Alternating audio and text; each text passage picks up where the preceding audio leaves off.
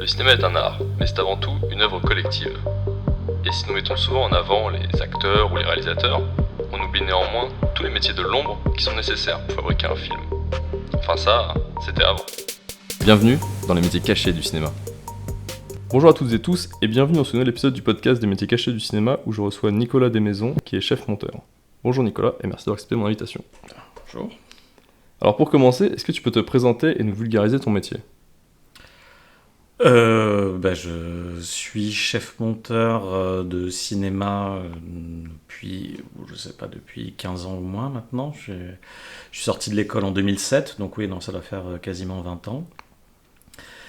Et le monteur, avant c'était un métier assez secret, sauf que maintenant, comme tout le monde a des options de montage sur son ordinateur ou sur son téléphone portable, je récupère tout ce qui a été, toutes les images et sons qui ont été tournés par l'équipe du film et je commence à assembler le tout pour raconter au mieux l'histoire que doit raconter le film. Voilà. Et pour toi, quelles sont les compétences et les connaissances principales nécessaires dans ce métier ? Alors, pour ce qui est de la partie technique, en fait, ça prend assez vite. C'est un logiciel à maîtriser, c'est une chaîne de fonctionnement, de traitement des images et du son. On va dire que toute la partie à proprement parler informatique, technique, c'est pas ce qui est plus compliqué à apprendre. Il faut juste avoir un peu de rigueur et s'y mettre. Après, ce qui fait vraiment le cœur du métier, pour moi, c'est la narration. C'est-à-dire vraiment, c'est comment on va raconter au mieux une histoire, comment on va mettre toutes les images et le son au service du récit, et comment on va tirer le meilleur des performances qui sont données par les comédiens, les comédiennes, et aller chercher la clarté du récit, l'émotion, le rythme, et beaucoup l'émotion, selon le type de film. Mais Du coup, tu parles de logiciels, mais il y en a plusieurs sur le marché qui existent ? alors, on va dire que le principal, c'est un logiciel qui s'appelle Avid Media Composer, qui est celui qui est le plus utilisé, on va dire, dans vraiment les gros projets de fiction, documentaires, dans un milieu vraiment très professionnel. Après, il y a d'autres logiciels en concurrence. Il y a un qui s'appelle Adobe Premiere, qui est peut-être un peu plus grand public et un peu plus utilisé, on va dire, dans le milieu de la publicité, du clip ou même du documentaire, et qui est assez peu utilisé pour l'instant en long métrage, même s'il y a des exceptions. On sait que, par exemple, les films de David Fincher, de temps en temps, se font sur Adobe Premiere. Et il y a un autre qui s'appelle Final Cut Pro, qui à une époque était un bon concurrent et qui a un peu disparu puisqu'il a été réinventé, ce logiciel, sous une autre forme qui est moins populaire. Mais par exemple, le Parasite de Bong Joon-ho a été monté sur Final Cut 7, il y a quelques exemples comme ça. Je crois que les frères Cohen travaillent aussi sur Final Cut 7. Et il y a un nouveau concurrent qui arrive qui s'appelle DaVinci Resolve, qui à la base était plutôt utilisé comme logiciel d'étalonnage et qui maintenant sert aussi de logiciel de montage image. Mais on va dire que, en l'occurrence, encore en 2026, c'est le logiciel qui s'appelle Avid Media Composer, qui est la superstar dans le milieu professionnel. Voilà. Mais sur le principe, est-ce que c'est un choix que tu peux faire toi, de ton côté, changer de logiciel parce que c'est toi qui es dessus, ou est-ce que ça implique des changements pour d'autres personnes avec qui tu travailles ? Ça implique, en effet, c'est quelque chose qui se prend très en amont, c'est une décision qui va se prendre très en amont.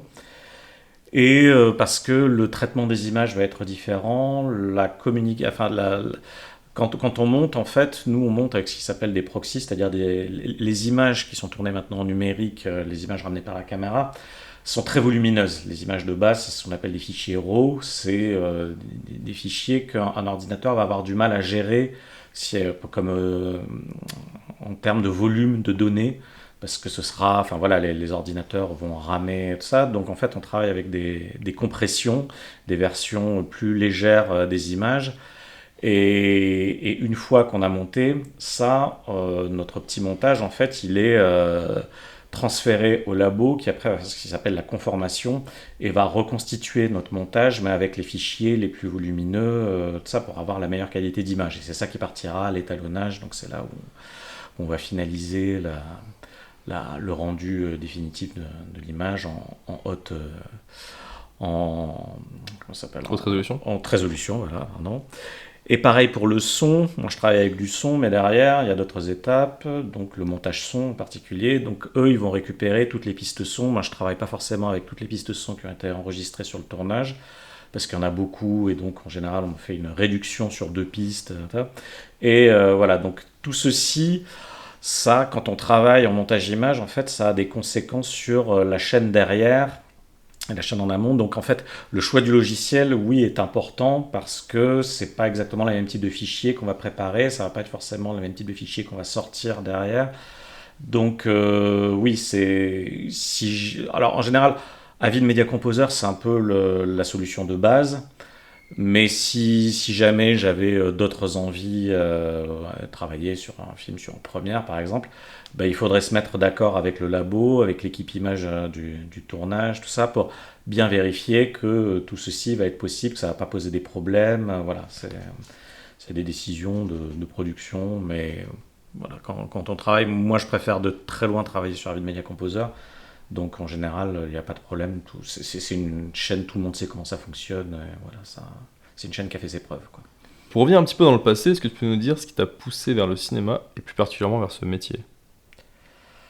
Alors j'avais un père très cinéphile. Moi je suis de la génération où il y avait la dernière séance présentée par Eddie Mitchell à la télévision dans les années 80-90, qui était... je crois que c'était le jeudi soir et on avait droit à 2 films qui passaient. Donc il y avait des westerns ou des Hitchcock, enfin c'était rentré cinéma classique hollywoodien. Et c'était, on va dire que on regardait ça, c'était un peu un rituel familial. Donc j'ai beaucoup grandi, oui, avec le cinéma classique, beaucoup de, ouais, les westerns, le film noir, les péplums, enfin voilà, toutes ces choses-là, Hitchcock. Puis il y avait le cinéma de minuit de Patrick Brion où on enregistrait. Donc j'ai vraiment grandi avec cette cinéphilie-là. Puis j'avais aussi un grand frère qui était déjà pas mal cinéphile. Après, je suis allé pas mal au cinéma dès que j'ai pu, ado. J'allais très souvent, très marqué par le cinéma indépendant américain des années 90. Donc c'était l'apparition de Tarantino, il y avait Usual Suspects, il y avait les Lost Highway de David Lynch, ce genre de choses. Puis il y a eu le cinéma asiatique aussi. Quand on a découvert les films de Wong Kar-wai, John Woo, voilà, moi j'ai eu toute cette cinéphilie là, voilà. Et puis à un moment où, enfin voilà, je me suis dit que j'avais envie de travailler dans le cinéma, et assez rapidement je me suis dit que les tournages ça avait pas l'air d'être mon univers, que ça avait l'air d'être une foire aux emmerdes, si je peux me permettre l'expression. Tout est à l'air très compliqué sur un tournage. Et puis j'ai découvert un peu tardivement le montage, et c'est là où je me suis dit, tiens, c'est peut-être ça ma place. Je suis au chaud dans une salle, et puis je peux jouer avec la matière. Et puis ce qui est agréable avec le montage, c'est qu'on a vraiment une influence directe sur le film, c'est-à-dire qu'on le façonne vraiment. C'est vraiment comme un artisan, quoi. On a les images, on les colle, on construit quelque chose, donc il y a vraiment quelque chose de très concret là-dedans. Et à la différence d'un réalisateur ou d'un scénariste qui vont partir de la page blanche et devoir créer quelque chose, moi j'ai déjà toute une matière à façonner, et c'est ça qui... Et assez rapidement, dès que j'ai été confronté, enfin dès que j'ai découvert le montage, alors je parle de ça à la fin des années 90, où à l'époque il n'y avait pas tous ces logiciels, enfin j'avais pas d'ordinateur, parce qu'il n'y avait pas... Enfin voilà, c'était une époque où les ordinateurs qui existaient, ils n'avaient pas de système vidéo où vous pouvez brancher voilà, une caméra, enfin, ou même maintenant les téléphones, tout ça, c'était très, très fastidieux. Donc pour avoir accès à un premier logiciel de montage, c'était compliqué. Mais une fois que je l'ai eu, là, j'ai eu la première expérience, je me suis dit, ah bah oui, c'est super ça. Et niveau études, du coup, tu as fait la FEMIS ? Alors j'ai fait un bac littéraire. C'est juste pour dire qu'il n'y a pas besoin de compétences scientifiques ou mathématiques pour faire ce métier, parce que c'était pas du tout mon domaine. Et après, j'ai fait fac de cinéma, j'ai fait une année Erasmus à Londres, et puis après Londres, j'ai eu la FEMIS, et donc j'ai fait les 4 ans de la FEMIS en section montage. Voilà, et je suis sorti en 2007. Ouais, et donc il y a un cursus vraiment spécifique pour le montage ? Oui, à la FEMIS, il y a réalisation, scénario, production, image donc pour devenir chef opérateur, son, décor, et le dernier, oui, c'est montage. Voilà. Enfin, il y a script aussi, mais script, à l'époque, il y en avait que c'était une promo toutes les 2 ans, mais peut-être ça a changé. Et donc, montage, où il y a 6 étudiants chaque année. Et voilà. Ah oui, c'est si petit que ça. C'est 6 ouais, c'est 6 en réalisation, 6 par ouais, département, et 2 en décor, simplement. Alors, je dis ça, peut-être que ça a changé, Ouais, parce que ça fait un petit moment que... Et après, il y a d'autres écoles, je suppose que la FEMIS pour apprendre le montage aussi. Alors, je pense qu'il y a un cursus à Louis Lumière. Il me semble qu'il doit y avoir un cursus montage à Louis Lumière. Et après, il y a toutes les autres écoles. Enfin, je pense qu'on apprend le montage à 3IS, l'EICA, enfin l'ESRA, mais là, pour le coup, je ne sais pas exactement, je connais pas bien. Donc, comme tu as dit, tu es dans le milieu depuis 20 ans bientôt. Ouais. Est-ce que tu peux nous en dire un peu plus sur ton évolution professionnelle? Mon évolution professionnelle. Moi, j'ai commencé... on va dire que la singularité de mon parcours, c'est que j'ai pas fait d'assistanat. Pour différentes raisons, mais j'avais l'impression au moment où je suis sorti de l'école que la voie qui était l'ascenseur qui faisait qu'on démarrait stagiaire, puis assistant, puis on passait à chef monteur, était un peu grippé, enfin commençait à se gripper. Et parce que je sentais un peu que les producteurs, ils avaient du mal à se dire qu'un assistant pouvait monter. Ils ont tort, hein, mais ils commençaient à vouloir prendre des gens qui arrivaient plutôt avec des courts-métrages en disant regardez, j'ai fait ceci j'ai fait tant de courts-métrages et qu'on allait passer et qu'on faisait passer comme monteur de premier long des gens qui avaient plutôt fait leur preuve sur du court-métrage. Donc moi j'ai monté, je pense dans ma vie, une cinquantaine de courts-métrages.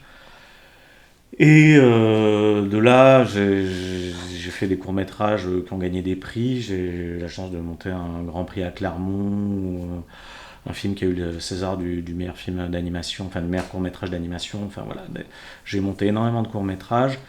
Et puis au bout d'un moment, après quelques années, les gens qui faisaient du court, certains, quand ils sont passés à leur premier long, m'ont rappelé, ou si c'était des productions qui ont fait on a travaillé avec tel monteur sur un court métrage et tout ça.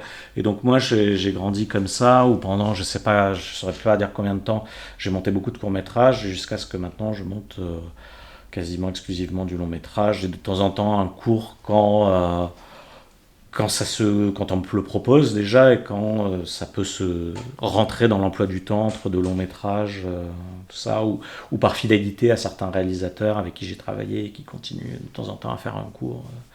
Voilà. Mais... Donc finalement, tu es très vite passé chef monteur et après tu es resté sur cette base. Je suis passé tout de suite en me positionnant comme monteur de court-métrage. Parce que je voyais que, au moment où je suis sorti, alors peut-être que la situation évolue encore, mais qu'avant, l'assistant monteur, on va dire jusque dans les années 2000, c'était quelqu'un qui était là plus longtemps que le chef monteur. C'est-à-dire qu'il arrivait en amont pour commencer à préparer le projet, à faire la synchronisation avant le chef monteur, et il était présent tout le long. C'est-à-dire que s'il y avait un montage de 14 semaines, il était là 20 semaines parce qu'il avait fait 3 semaines avant, 3 semaines après. Et après, au moment où moi j'ai commencé, j'ai vu que la place de l'assistant était un peu en péril, pour des raisons budgétaires principalement, aussi pour des raisons techniques où... avant ce qu'on appelait les rushs du tournage étaient transférés de la pellicule à ce qu'on appelait un télécinéma qui était sur cassette, donc des cassettes DV ou des cassettes bêta, donc je parle de technologie donc complètement disparu. Et pareil, le son était enregistré sur des cassettes DAT, donc il y avait tout un travail qui était un peu plus fastidieux, qui était plus long, et et je parle encore du montage virtuel, parce qu'avant, il y avait encore, quand on montait en pellicule, c'était encore en présence. Mais enfin bref, il y a eu toute une série d'évolutions technologiques, on va dire de restrictions budgétaires, qui ont fait qu'on a commencé à se dire que l'assistant, peut-être qu'il était juste là au début et à la fin, mais qu'il était peut-être pas obligé d'être là pendant le... Donc la situation professionnelle globale des assistants était un peu en train de se détériorer.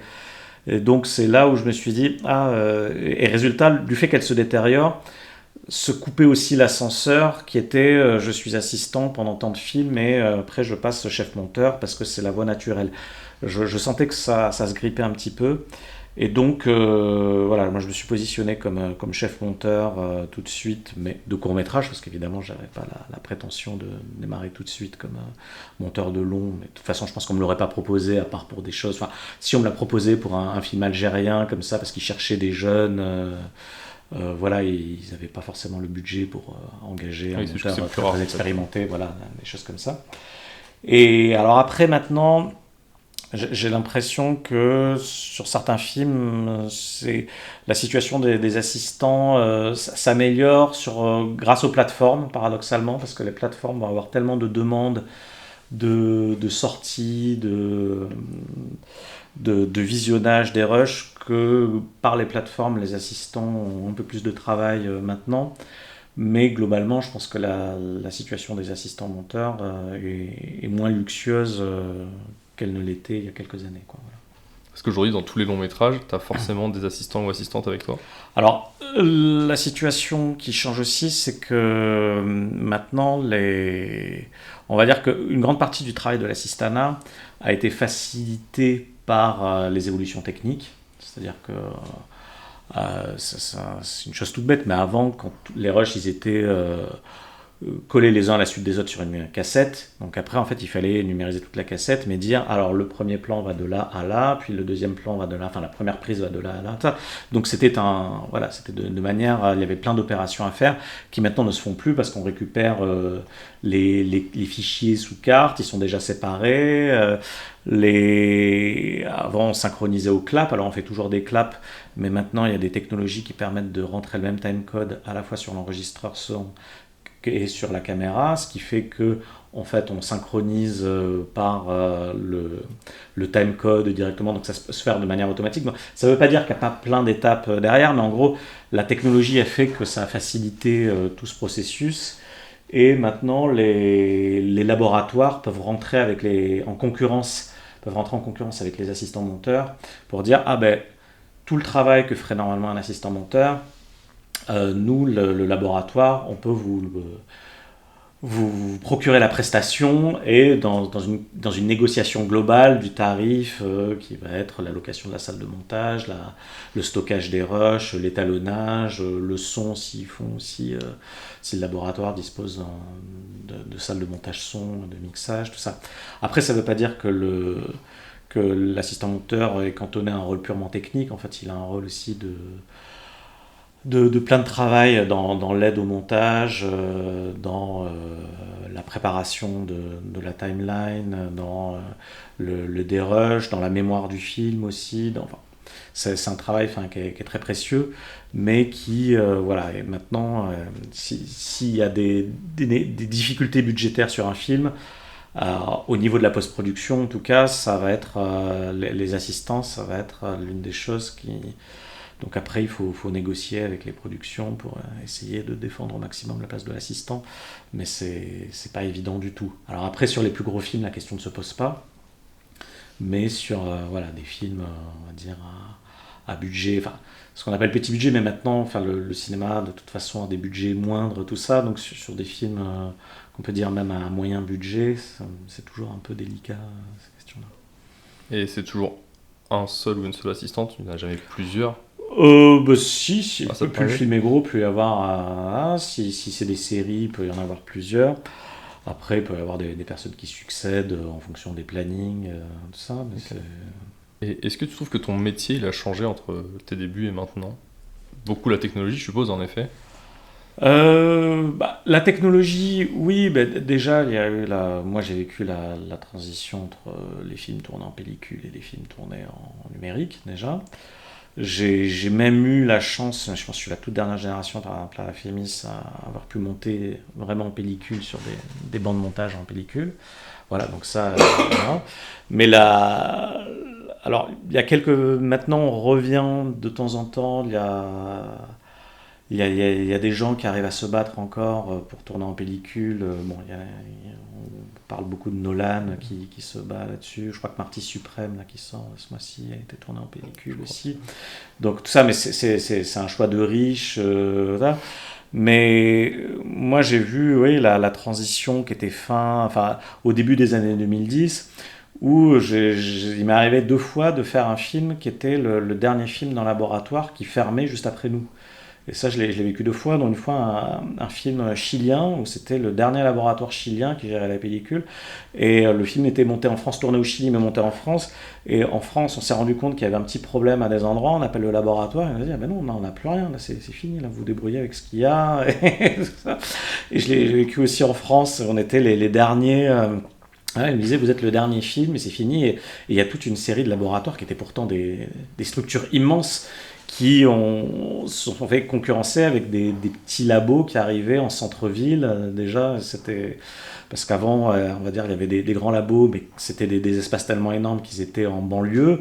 Donc, il fallait y aller, tout ça. Et là, tout d'un coup, il y avait des laboratoires numériques qui se créaient dans j'ai envie de dire, dans des appartements dans le centre de Paris, qu'on transformait en salle de montage. Et donc j'ai vécu ce changement-là, et puis découvert les premiers films tournés avec les caméras RED, par exemple, où on découvrait, il y avait des...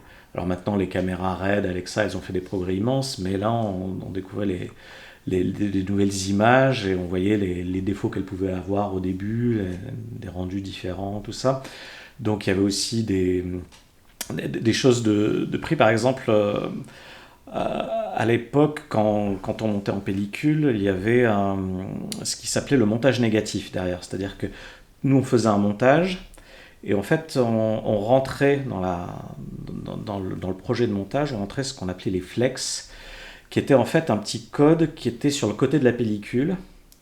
Et en fait, une fois qu'on montait, on sortait donc une liste des coupes. Et en fait, il y avait des gens, alors ça s'appelait montage négatif, qui reprenaient toute la pellicule et qui allaient chercher manuellement sur les bouts de pellicule à essayer de retrouver les coupes, les endroits à l'image près. Hein. Donc grâce à cette espèce de... comme si c'était un code barre sur le côté de la pellicule, et ils coupaient et ils reconstituaient le film avec le négatif. Et ça, chaque coupe était payante, c'est-à-dire que c'était quelque chose comme 10 € la coupe, à peu près ça. Donc bon, sur un long métrage, on va dire que c'est un budget, hein, mais sur un court métrage, il y avait... moi j'ai fait un court métrage, je me souviens, je commence le film, et il y avait la directrice de production qui me disait, bon, on a prévu, c'est un court métrage, ça va durer 10 minutes, on t'a prévu 100 coupes, c'est-à-dire on a un budget de 1000 € pour ça.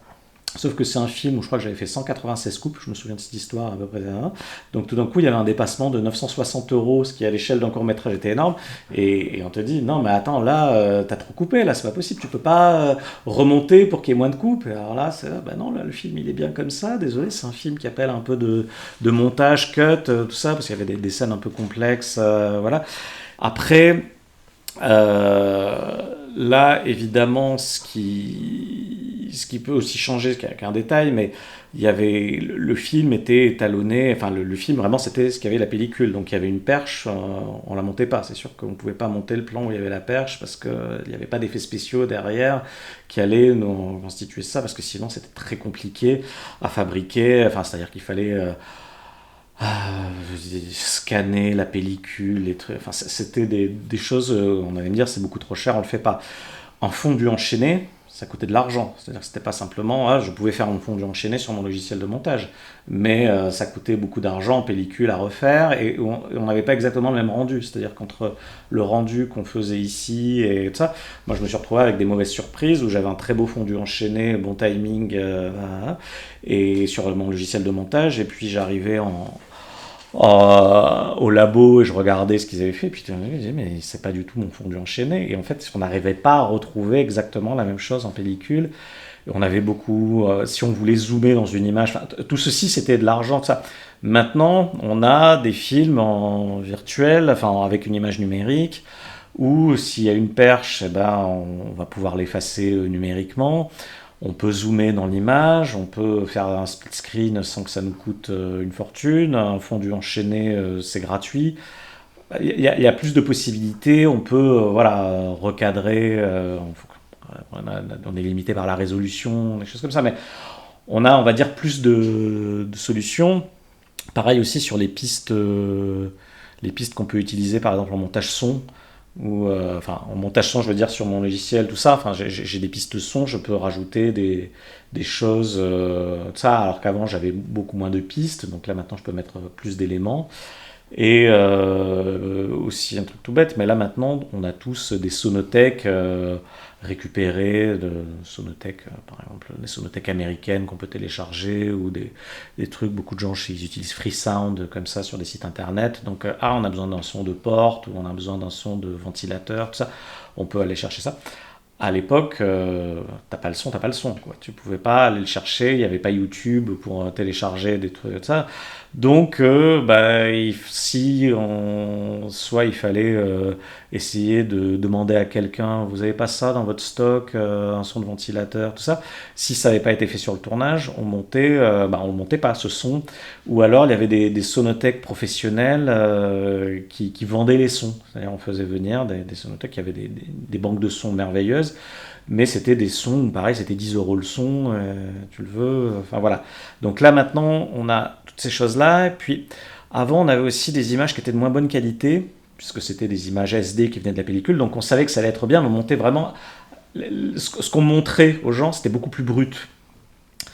Et on va dire que l'avantage de ça, c'est que les gens en cours de montage, qui venaient voir le film en cours de montage, savaient que tout ça était très brut, parce que l'image était pas, enfin voilà, était vraiment avec, en plus souvent il y avait des informations de timecode qui étaient rentrées sur le télécinéma qu'on nous donnait. Enfin, le son, on avait beaucoup moins d'éléments, donc tout ceci était beaucoup plus brut. Et finalement, les gens peut-être arrivaient à se projeter sur ce qu'allait être le film derrière. Alors que maintenant, comme on a tout, on monte avec des images en qualité HD, on monte avec beaucoup de sons. Quand on montre un film en cours de montage, maintenant, d'une certaine manière, les gens s'attendent à voir quelque chose comme si c'était déjà fini presque. Alors qu'il y a plein d'étapes derrière. Il y a le montage son, le mixage, parce qu'il y a la partie son, il y a l'étalonnage pour ce qui est la partie image. Donc en fait, paradoxalement, plus on a progressé en termes techniques, plus on travaille avec des images de meilleure qualité, moins les gens, quand ils vont en salle de montage, ils acceptent les défauts en se disant « Ah oui, non mais attends, là, ça va pas, ça parce qu'on leur dit oui, mais ça, ce problème, il sera réglé plus tard, dans une autre étape, ou tout ça, voilà, c'est... » Ok, mais généralement, c'est que des évolutions plutôt positives, du coup, parce que... Après, j'avoue que je sais plus quand j'ai refait un film en pellicule. Alors, en pellicule, c'est-à-dire qu'il avait été tourné en pellicule et tout ça. J'étais super content de retrouver un peu cette sensation-là dans une image pellicule. Tout ça, ça me manque un petit peu, parce qu'il y avait une magie qui a pas. Alors, ça ne veut pas dire que les images maintenant... on a des directeurs de la photo de grand talent, on a des très très belles images, tout ça, mais il y a quand même une magie qu'il y avait dans la pellicule qui s'est perdue. Donc moi, si on me redonne, si on me redit, ah oui, tel film, on va le faire en pellicule, il y a peut-être plus de contraintes à certains endroits, mais c'est vrai que ça manque un peu, quoi. Voilà. Tu as travaillé sur divers projets comme les films Scheherazade de Jean-Bernard Marlin, Une mer incroyable de Franco Loli, ou encore Qui brille au combat de Joséphine Japy. Comment est-ce que tu appréhendes des projets aussi différents ?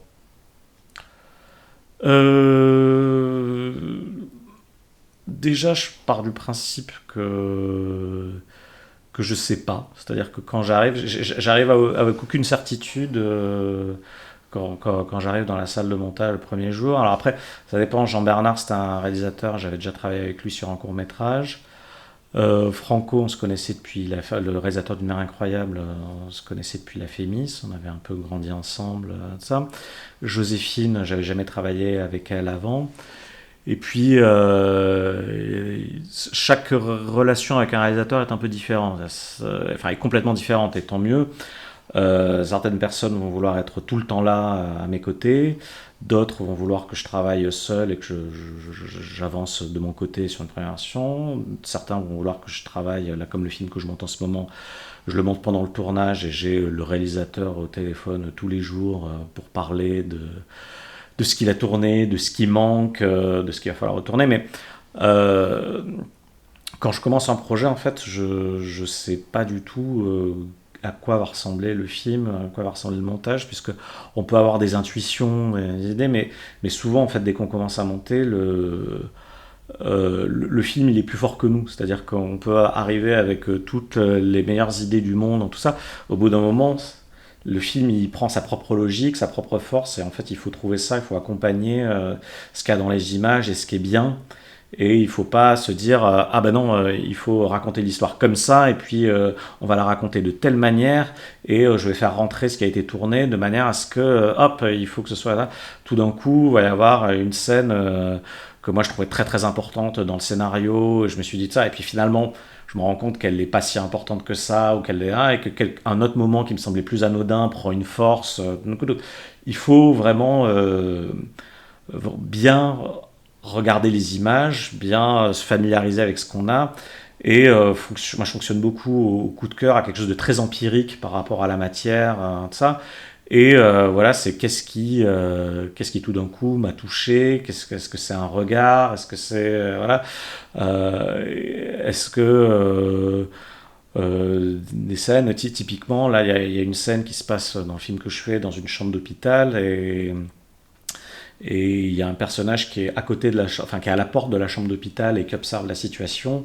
Et en fait, on s'est rendu compte que l'image de lui, qui rien que lui, son visage, avec les gens flous derrière, était beaucoup plus forte que les plans qui sont à l'intérieur de la chambre d'hôpital où on voit les gens qui sont autour du lit d'une personne qui a fait une tentative de suicide, donc c'est une scène dramatique.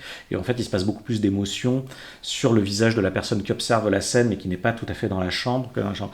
Et ben ça, c'était pas écrit comme ça, mais quand on voit ça, on se dit ah ben non, mais là l'émotion elle est beaucoup plus forte, la scène elle est beaucoup plus intense comme ça. Donc en fait, à ce moment-là, on se dit ah ben on change tout ce qui est prévu et je vais aller chercher ceci en particulier parce que c'est ça où tout d'un coup il y a du cinéma, où il y a de la puissance. Donc quand je commence, en fait, il faut être très très ouvert et mettre la main dans, enfin voilà, être prêt à façonner. Donc il y a d'abord fabriquer ce premier montage, donc monter l'intégralité. Donc moi en général je monte tout mais je veux pas regarder, j'attends d'avoir une première version du film pour tout regarder. Et puis c'est une deuxième étape qui commence une fois qu'on a tout assemblé, on se pose, on regarde le film vraiment en entier comme si c'était une version. Alors c'est souvent douloureux parce que la première version est souvent systématiquement décevante par rapport à tous les espoirs, tout ça. Et à partir de là, on se dit, bon, mais comment est-ce qu'il faut réinventer le film? Est-ce qu'on est sur la bonne direction? Est-ce qu'au contraire, je pensais qu'il fallait raconter l'histoire de tel point de vue, de tel personnage, et en fait, on se rend compte qu'il y a un autre personnage secondaire qui va peut-être prendre en charge une partie du récit et que ça va être plus fort, ou alors peut-être des fois ça peut être cruel pour les personnages secondaires, mais qu'on se rend compte que l'histoire elle est vraiment portée par le personnage principal et que les personnages secondaires ils sont juste là presque pour porter la situation, mais qu'en fait ils sont secondaires dans les scènes et que donc les scènes qu'on va les remonter en coupant beaucoup les personnages secondaires pour être au maximum sur le personnage principal parce que c'est avec lui qu'on vit vraiment le récit, tout ça. Est-ce qu'il y a la place pour les histoires parallèles ou pas? Enfin, voilà, mais ça, c'est être vraiment ouvert, c'est-à-dire ouvert à ce qu'on découvre. C'est-à-dire ne pas arriver avec quelque chose de complètement préconçu sur ce que doit être le film, mais au contraire, accueillir tout ça, accueillir toutes les nouveautés, tout ce qui sait être prêt à réécrire le film. Et en même temps, je ne dis pas qu'il faut jeter le scénario à la poubelle, parce que de temps en temps, ça aide à se dire « Ah oui, mais quand je lisais le scénario, j'avais cette émotion à tel endroit, ou il y avait cette intention qui était très forte. Est-ce que c'est quelque chose qui s'est perdu? Est-ce que c'est bien qu'on ait fait autre chose? Ou est-ce qu'on s'est trop éloigné, qu'il faut retrouver un peu de l'esprit ça. Donc, c'est quelque chose d'un peu long et fastidieux, le montage, parce que c'est une étape qui est plus longue que le tournage. Mais il y a besoin de ce temps pour vivre, voilà. Et puis après, il y a les moments où on va commencer à montrer le film à des spectateurs tests. Et là, souvent, on se prend des claques parce que déjà des questions basiques de compréhension, où nous, on est persuadé que ça, c'est très clair dans le récit et des gens ne le comprennent pas. J'ai fait des projections tests de comédie où j'étais avec 2 réalisatrices, c'était une co-réalisation. Et nous, il y avait des passages qui nous faisaient hurler de rire dans la salle de montage. On les montre, et là, aucun rire dans la salle, catastrophe. Et des passages que nous, on trouvait un peu faibles, et là, ça explose de rire dans la salle. Et donc, on est là, ah ok, donc c'est pas du tout ce qu'on pensait. Donc, il faut être ouvert, après, quand on montre, voilà, aux réactions qu'on suscite chez les gens. Donc, après, les Américains, ils font des projections tests voilà, très organisées, où ils peuvent faire venir plusieurs centaines de personnes à réagir dans le film. Souvent, on décrit ça de manière terrible en France. Là, ils ont fait une projection test et c'est plus lui qui a décidé. Moi, je trouve que c'est un très bon outil. C'est très bien de faire venir plein de gens et voir comment ça réagit, puisque souvent, nous, moi, le film, moi, je vois à la fin, le film, je le vois peut-être 50 fois dans le processus. Entre la première version et la dernière, je le vois 50 fois. Et je peux avoir des certitudes qui sont en fait complètement fausses, par habitude, tout ça, ou peut-être je vais être réticent à certains changements parce que j'ai l'impression que c'est bien. Et en fait, au contraire, on fait venir des gens extérieurs qui vont... C'est dur de rester objectif au bout de 50 fois, enfin, au bout de 50 visionnages, quoi. Je sais pas s'il y a de l'objectivité, parce que de toute façon, c'est un film, c'est un geste très, très personnel de quelqu'un, tout ça. Mais en effet, il faut être dans toutes les étapes, aussi bien dans la manière dont on va le construire en montage que dans la manière dont il va être reçu. Il faut être très, très ouvert à ça. On n'est jamais à l'abri que quelqu'un ait une idée géniale, tout ça. Alors après, il faut se méfier parce que tout le monde arrive et peut avoir des idées, soit disant il faut faire ceci et ça. Et en fait, quand on le teste nous-mêmes, on se rend compte que non, en fait, ça a l'air simple comme ça, mais ça crée d'autres problèmes. Donc tout ceci est un outil, c'est-à-dire qu'il faut prendre tous les retours comme des... Voilà, on prend ça, puis on en fait la synthèse, et on continue à le travailler jusqu'à ce qu'on arrive à un film où on a l'impression d'être allé au bout de l'aventure, quoi. Et du coup, dès la première version, quand tu regardes cette première version où tout est monté bout à bout, comme tu as dit, tu le vois avec le réalisateur ou la réalisatrice, et là, vous décidez ensemble un peu, ok, il faudra aller sur ça, ou tu as un peu une carte blanche. Alors, ce que je dis, c'est qu'en général, il ne faut jamais regarder la première version un vendredi, parce que le vendredi, le réalisateur va partir en week-end, il va être complètement déprimé, il va se dire que ça, c'est 3 ans de sa vie, pour qu'il a fait une merde, qu'il a aucun talent, et que tu sais, et il peut revenir le lundi après avoir cogité et tout ça, et avec une volonté de destruction. Donc, je dis toujours, il faut regarder la première version le lundi, le mardi, où on passe un moment difficile, mais dès le mercredi, on arrive et on se dit, allez, on retrouve et on va voir tout ça. Après, il y a des choses très évidentes qui peuvent apparaître, et auquel cas, voilà, des choses évidentes à couper, des scènes qui ne marchent pas, qui ne servent à rien, bon allez, on la coupe, des parties de scène, voilà, des choses où on se dit, non, mais en fait, cette scène-là, il faut la mettre beaucoup plus tôt, parce que... c'est rien, les personnages sont habillés pareil, donc on peut tricher, là, et en même temps on va faire rentrer cette information pour le spectateur plus tôt, ça peut être plus tard, enfin voilà, il y a des évidences qui peuvent apparaître, et d'autres fois il n'y a pas toujours des évidences, et on va mettre la main dans le cambouis et tout ça, mais après, ce qui est rassurant, c'est que j'avais vu une interview de Denis Villeneuve qui disait qu'ils avaient découvert avec son monteur la première version de Premier Contact, qu'ils étaient catastrophés, ils se disaient mais qu'est-ce qu'on va faire de tout ça, machin, et ils disaient on a passé 1 heure à fumer des clopes, à rien oser se dire, en disant oh là là, qu'est-ce que c'est que cette catastrophe, et puis ils s'y sont mis, et puis on finit par trouver des solutions, et puis le film s'améliore, et ça a donné le Premier Contact à la fin, donc c'est un film très réussi, hein. Donc c'est quelque chose, en fait, c'est ça qui est rassurant, c'est que souvent ces histoires-là, c'est pas simplement nous, on voit des histoires, enfin c'est connu aussi sur les premières versions de montage de La Guerre des Étoiles, où ils ont mis beaucoup de temps avant de trouver le ton du film, parce qu'il y avait des séquences beaucoup plus cartoonesques, tout ça qu'on peut voir maintenant, enfin si on tape sur YouTube, scènes coupées de La Guerre des Étoiles, ou même l'Empire contre-attaque, tout ça, il y a des scènes très cartoon qui ont été coupées, parce qu'en effet ça a amené le film ailleurs, dans un côté un peu cheap, tout ça. Et il leur a fallu du temps pour trouver vraiment quel était le ton du film, ce mélange entre comédie apportée par les personnages, mais quand même sérieux. Voilà, c'est c'est du travail. Donc après, j'ai déjà fait des premières versions qui sont très satisfaisantes quand on les voit, mais des fois c'est piégeux parce que on se dit ah ben c'est cool ça. Et puis finalement le film il atteint un plafond où on est là en train de dire ah mais mince en fait là on est en train de travailler sur la quatrième et cinquième version, elle est pas tellement mieux que la première version. Et est-ce que justement on n'est pas en train de passer à côté de quelque chose où en fait il faudrait peut-être qu'on bouscule plus qu'on remette en cause des choses qui nous semblent fonctionner pour peut-être obtenir quelque chose d'encore mieux. Voilà. Mais c'est fréquent. Enfin, après, c'est des questions de durée. Par exemple, Sherazade, le film fini fait 1h49. La première version, c'est 3h36. Donc, 3h36, on était là. Qu'est-ce qu'on fait de ce film? Il y avait plein de scènes redondantes. La scène du procès, enfin c'est pas tout à fait un procès, mais de la scène qui dure, dans le film fini, elle dure 11 minutes, mais la première version de cette scène faisait 35 minutes. C'était presque un court métrage à l'intérieur du film, tout ça, qui était bien, mais c'était... Voilà. Et au final, c'est un film dans lequel on a coupé beaucoup de séquences pour... voilà, il y avait plus d'intrigues parallèles, il y avait... voilà, on raconte le film avec moi parce que personne ne pouvait... enfin, voilà, on sentait que c'était pas un film de 3h36.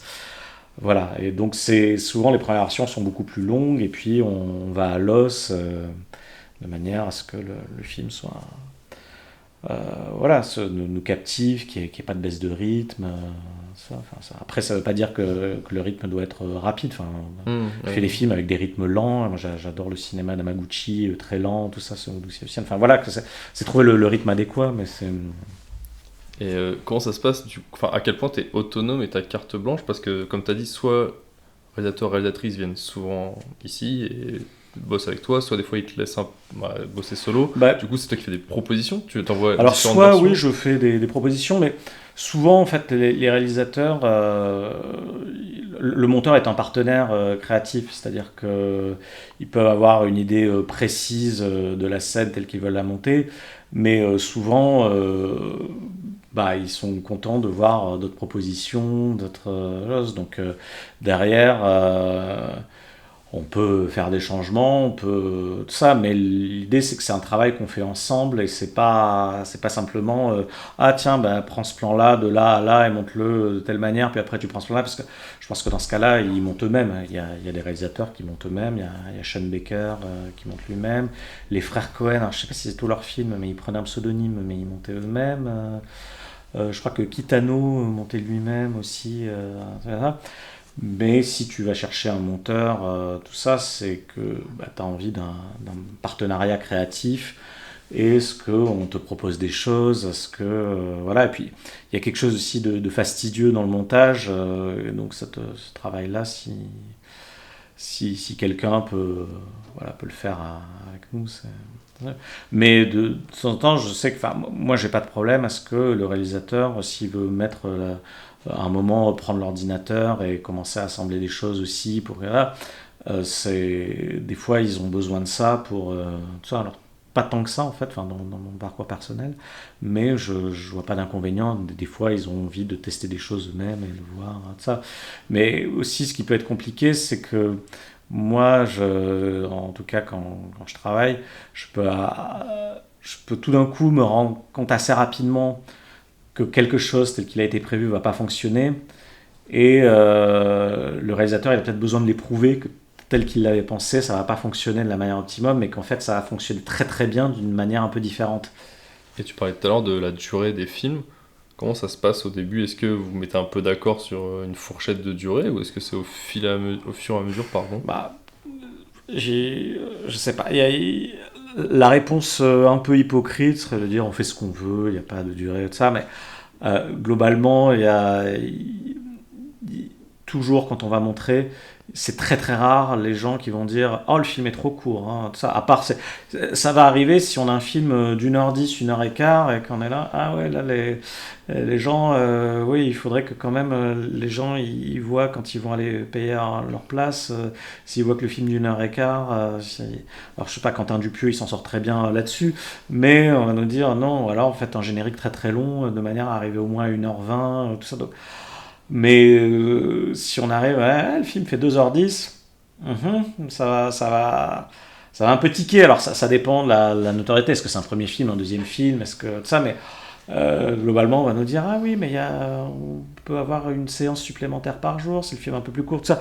Et globalement, les gens vont toujours trouver les films trop longs, quoi. C'est rarissime que ça. Donc je pense que à un certain degré de notoriété, la question ne se pose plus et j'imagine que, c'est rien, je veux dire, Fincher, Spielberg, il dit voilà, mon film fait 2h30, et ben, tout le monde dit très bien, le film fait 2h30 et il ne va pas y avoir de négociation là-dessus. Mais des fois, c'est compliqué parce que voilà, on pousse à descendre. Comme tu dis, après c'est diffusé au cinéma, du coup tu as un nombre de séances, donc tu as des trucs un peu calibrés. Le 90 minutes, c'est le truc le plus classique, je pense. En dessous de 2 heures, quoi. 90 minutes, tout le monde est content. Après, je sais plus, tu perds une séance à 1h45 et tout ça. Donc, mais encore une fois, ça dépend le degré de notoriété du réalisateur. Enfin, il vaut mieux des séances pleines d'un film de 3 heures que des séances vides d'un film d'1h30, quoi. C'est pas mal ça. C'est quoi la place de ton métier dans la production du film? À quel moment t'es appelé? Qui t'appelle? Souvent, je suis appelé assez en amont du projet, avant le tournage, tout ça. Alors après, ça peut être le réalisateur ou la production qui veut me présenter ça. Donc maintenant, c'est fréquent que les réalisateurs rencontrent plusieurs monteurs et qu'on fasse une espèce de casting de monteurs et qu'on les rencontre, voilà, quand c'est la première fois qu'on travaille avec quelqu'un. Et voilà, après, ça dépend. Il y a des fois, je commence à monter pendant le tournage. Des fois, on veut que je commence vraiment le lendemain de la première journée de tournage pour que je puisse avoir à faire un retour tous les jours, tout ça. Mais ça m'arrive aussi d'être appelé à la dernière minute, tout ça, soit parce que le monteur prévu ne peut plus le faire, soit parce qu'ils ont changé, soit parce qu'ils ne se sont pas occupés de ça. Et puis, enfin voilà, mais souvent, c'est quand même assez tôt dans le processus, quoi. Et comment ça se passe s'il y a des reshoots? Est-ce que c'est vu entre toi, Réal? Est-ce que vous dites, bah là, il a manqué des choses? Alors, en général, on est absolument haï par tout le monde quand on dit il manque des choses. Donc là, j'ai déjà demandé à ce que... Des fois, ça peut être un plan qui manque, un insert sur un objet. Je sais que j'ai fait un film où il y avait une séquence de baston.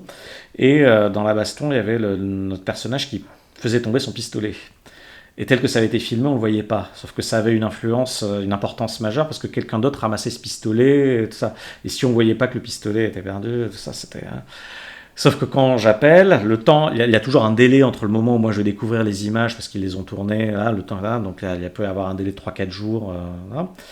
Et je découvre ceci, donc je commence à monter la scène. J'ai aussi le temps que je monte la scène pour me rendre compte que oui, ça va vraiment manquer. Et là, on appelle, désolé, j'aurais besoin d'un insert, tout ça. Et là, on dit, non, mais on n'a plus le décor, on n'a plus ceci, c'est compliqué, tout ça. Donc, les reshoots, ça va toujours être à un moment où, est-ce qu'on a le temps de les refaire? Est-ce qu'on a le décor? Et donc, de trouver la solution qui pourrait marcher, la solution la plus économe, ou est-ce qu'on a besoin de voir la comédienne? Est-ce que ça peut juste être un plan du pistolet qui tombe sans qu'on voit le bras de comédien? Est-ce que c'est... Si on a besoin d'un bras, est-ce que c'est obligé que ce soit le bras du comédien ou est-ce que c'est le bras d'un technicien qui a juste mis la même chemise et qui va le faire? Ou est-ce qu'il nous manque vraiment quelque chose de plus important, ça? Ou est-ce que la scène a été complètement loupée et là on va rien pouvoir en faire et il faut la refaire? Donc ça peut arriver.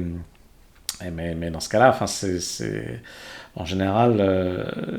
La production va toujours me dire t'es vraiment sûr que c'est loupé, t'es sûr que tu peux pas en tirer quelque chose de cette scène, et puis t'es là ouais non mais là vraiment c'est compliqué. Donc voilà, c'est des arbitrages parce que forcément il y a des questions financières en jeu, voilà.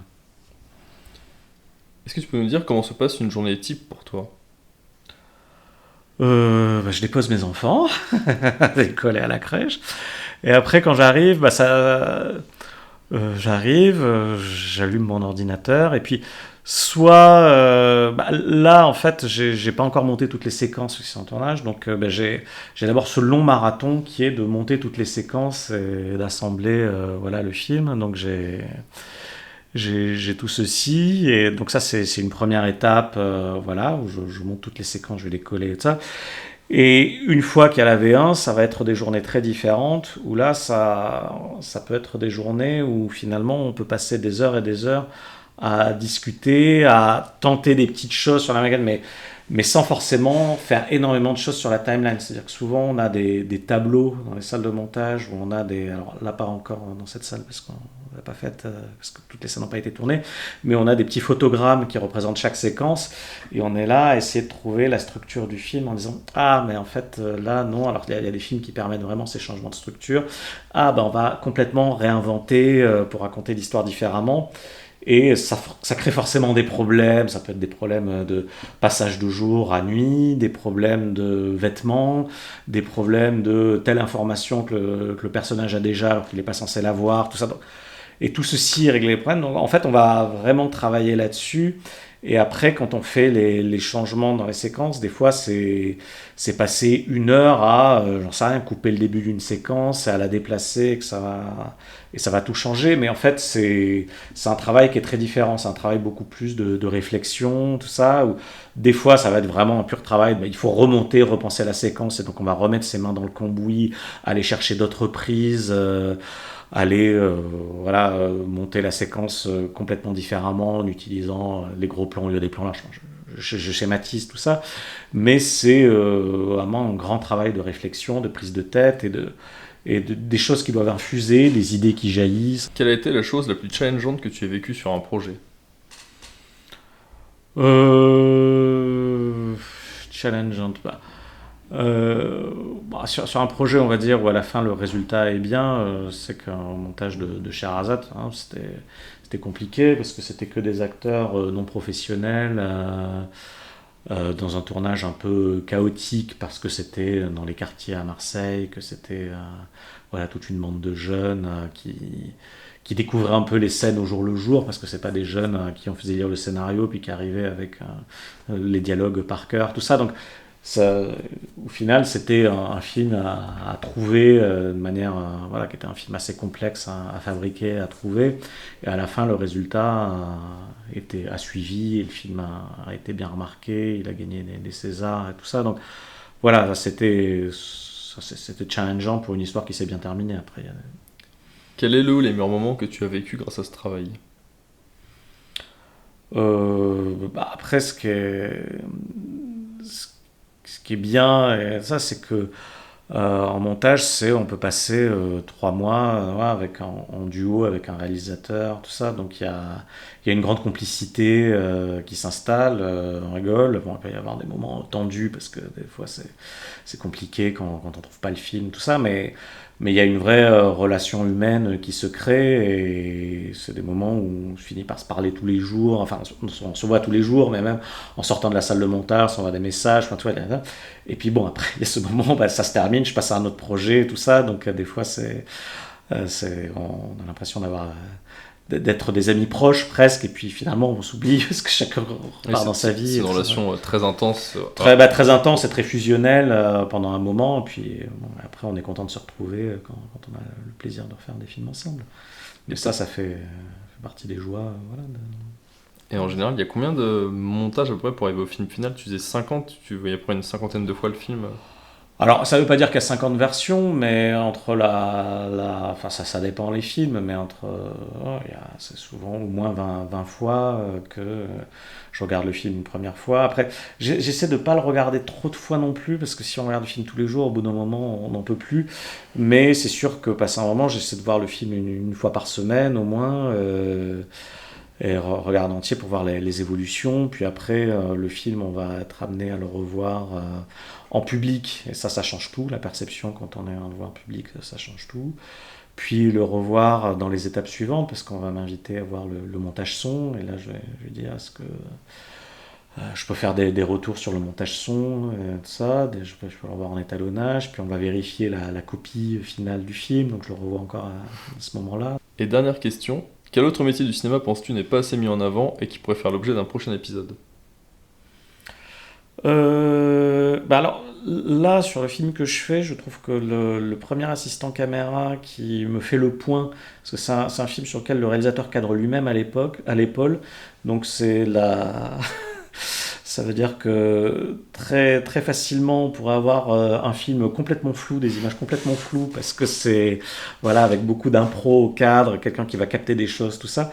Et si on n'a pas un excellent assistant caméra qui fait le point, un pointeur, ça pourrait être très catastrophique et très difficile à monter.